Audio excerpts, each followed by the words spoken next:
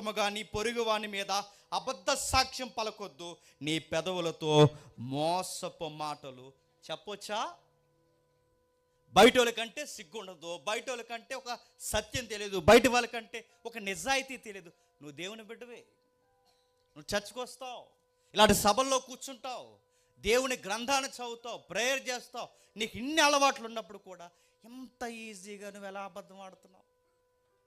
చాలామంది అనుకుంటారు, మేము ఉపవాసాలు ఉంటున్నాం, మేము ప్రార్థనలకు వెళుతున్నాం, మేము చర్చిల్లో ఉంటున్నాం, దేవుడు మాకు ఎందుకు జవాబు ఇవ్వట్లేదంటే ఈ వాక్యం చెప్తుంది, నీలో నిజాయితీ లేదు.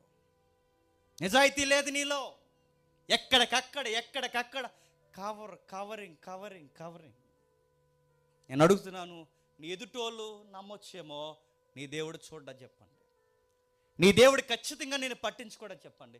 నువ్వేం మాట్లాడుతున్నావో, ఎలా